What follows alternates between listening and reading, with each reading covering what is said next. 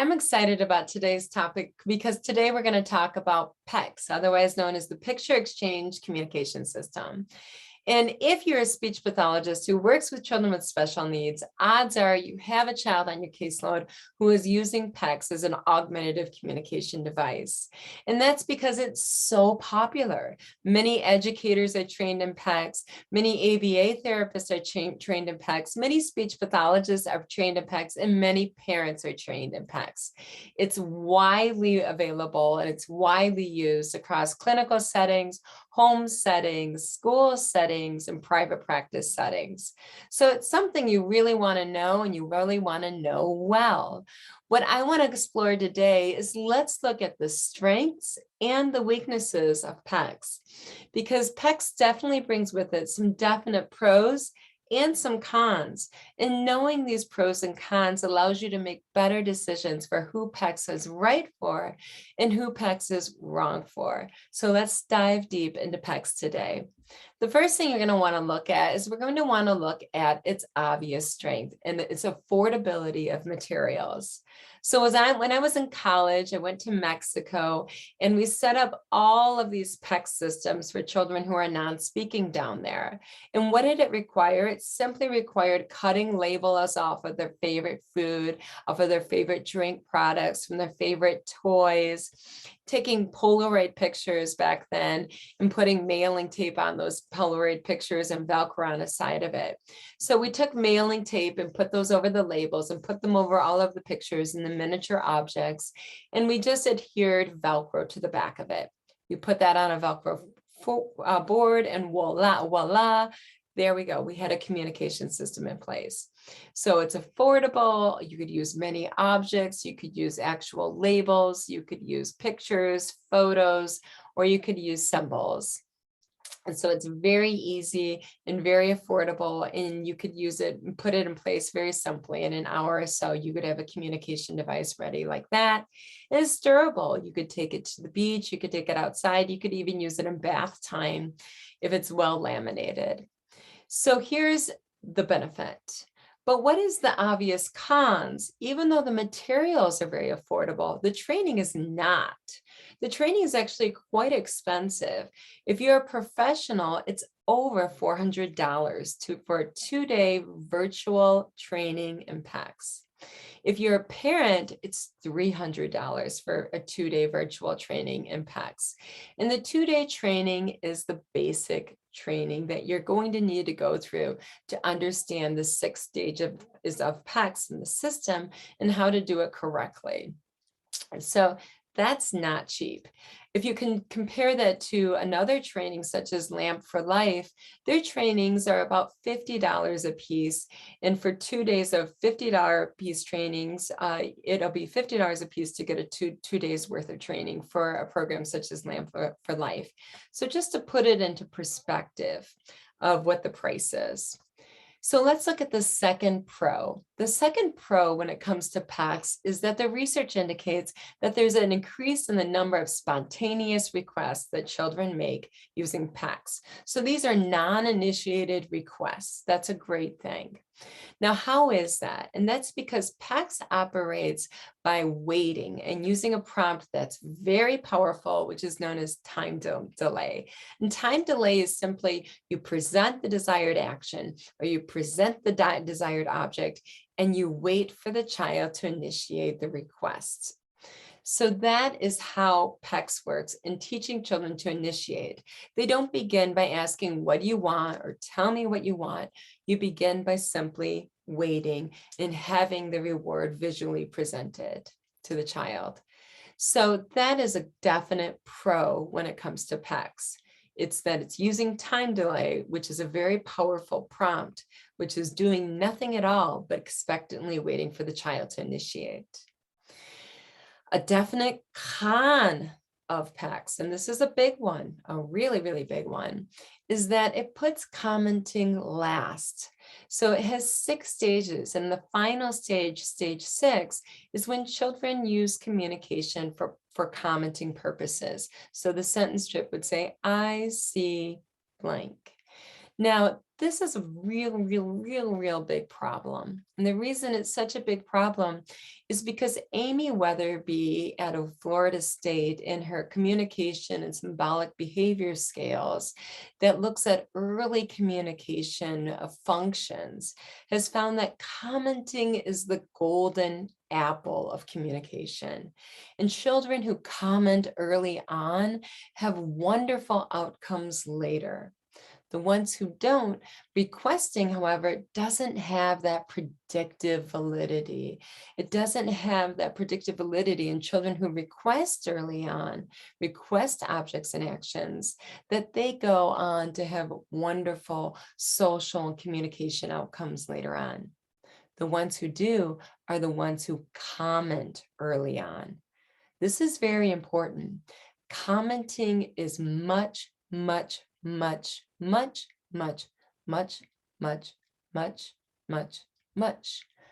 valuable than requesting. So what you want to do is you want to start commenting as early as possible to teach children with autism spectrum disorder that commenting is power, that commenting and social interaction are powerful and meaningful. You don't want to put that on the back burner. So this is a real big problem when it comes to the PECS communication system, is that they put requesting in the forefront, which doesn't have the power that commenting does, that doesn't have the predictive validity of great social outcomes, great communication outcomes that commenting does. So we want to focus on commenting early on. The third and last pro and con of PECS. This is another super important one to consider when it comes to PECS. Firstly, the sentence strip in PECS. The sentence strip is correlated with better speech outcomes. And what the sentence strip is a strip where the child will say, I want chips. And the child points to the word as the word is spoken. If the child continues to be non-speaking, the adult says the word as the child references the print. This is very powerful. This is when we see an increase in speech development, is children who are at this stage known as stage 4, the sentence strip stage. So the question to ask is, what came first, the chicken or the egg? Is it because children who get to stage 4 that requires putting the pictures, identifying the pictures, putting the pictures on a sentence strip, and then referencing the words as they're spoken, have better motor skills, have better attentional skills, perhaps have better cognition skills? Maybe these are children who are already more likely to develop speech because globally they have these foundational skills that help them develop the complex motor behavior that speech is. Or perhaps the act of pointing to the words as spoken is facilitating the speech development. This is what I found in my own research, and it's really exciting stuff. So I need to take a detour and go down this rabbit hole with you. What we know when we look at the brain is in the anterior portion of this lobe of the cerebellum, that's often called the motor lobe. Now, it's not as simple as that, but I'm simplifying it for explanatory purposes. The anterior lobe of the cerebellum, often called the motor lobe, is responsible for fine motor movement in the most anterior portion, lingual movement in the middle, and in the posterior portion of the anterior lobe, gross motor movement. I want you to think about that. What I like to do is take that anterior lobe and focused stimulation and just light it up like a light bulb. And how can I light it up like a light bulb?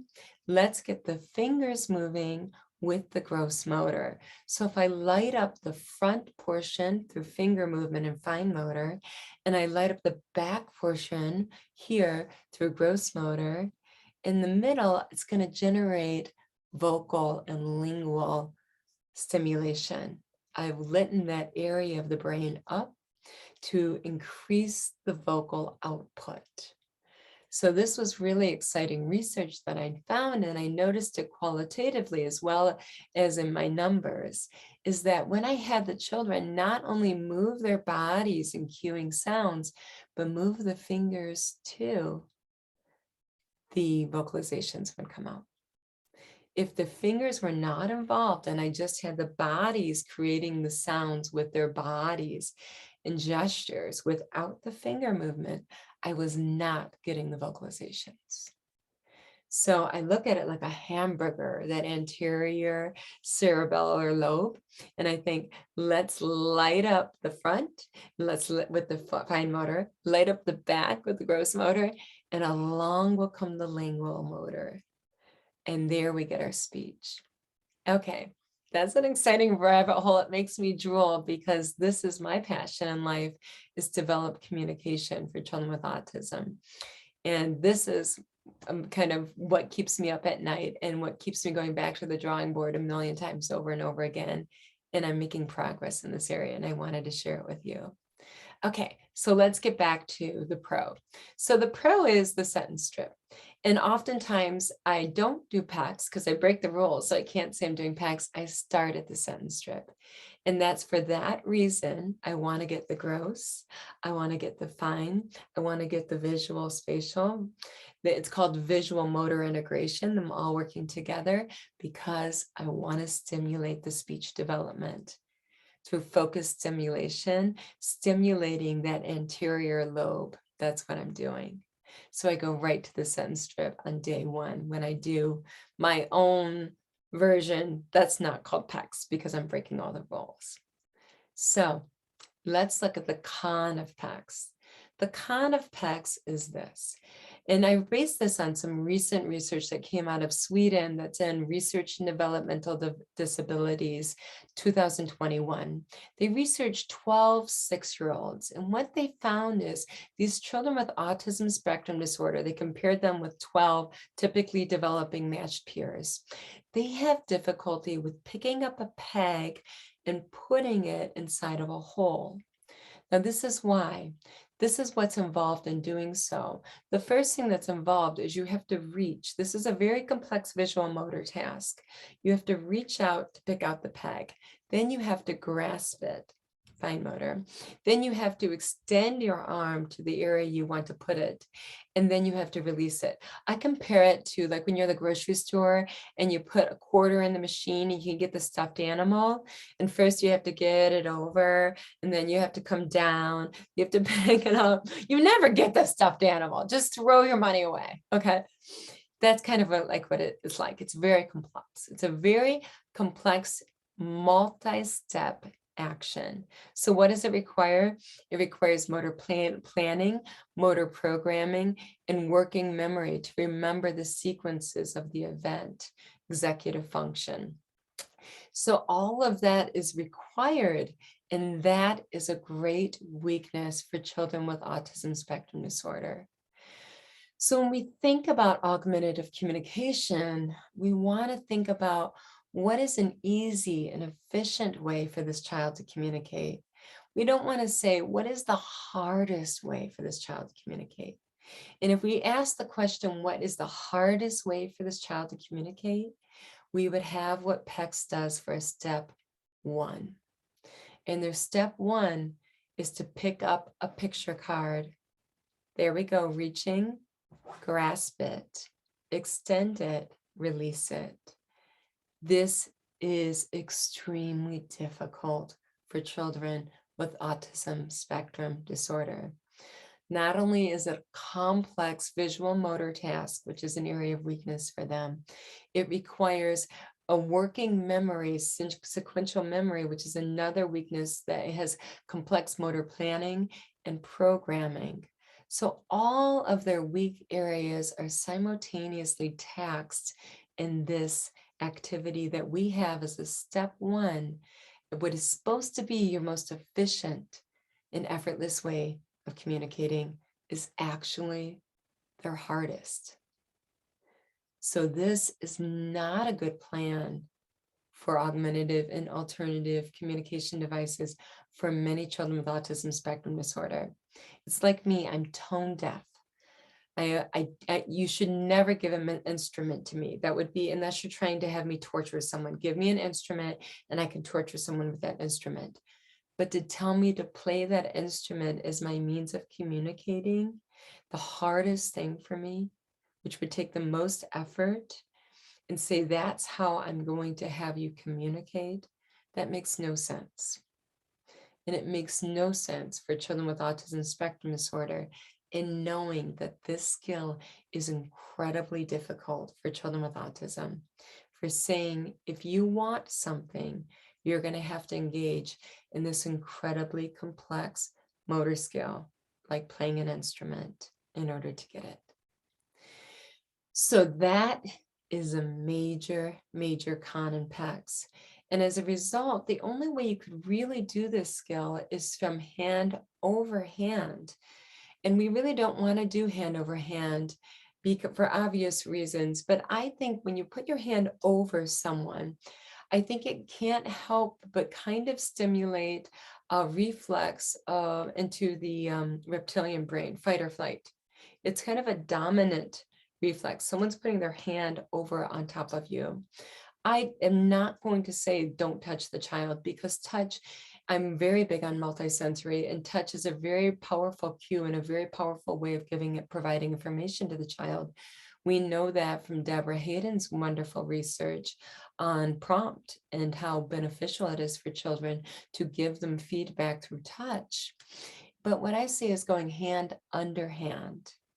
And think about that. We can do that with other forms of augmentative communication in which the child is pointing, such as a core board, if we're doing low tech, or if we're doing touch chat, or Lamp for Life, or any of those systems in which the child touches a symbol in order to activate the augmentative communication device. You could easily, that way, do your hand under the hand to assist in tucking the fingers, or to assist in providing a foundation for the child to operate from as necessary. So that's one reason why. Another reason why I don't like this task, besides it being complex, is that, and what's next? So we know that if we have the child point to symbols as a means of requesting, how many times have we used our fingers to point to manipulate technology today, either on your phone or in your car, or to order fast food from a restaurant, or if you're checking out and buying food or groceries all over the place, you've used your fingers and you've been pointing on symbols to request objects and activities all day today on your phone and everywhere you've gone today, probably. So that skill definitely has more functional use for the future. When you're going low tech and starting up, is having the child learn how to visually scan, find a symbol, and press on that symbol to request.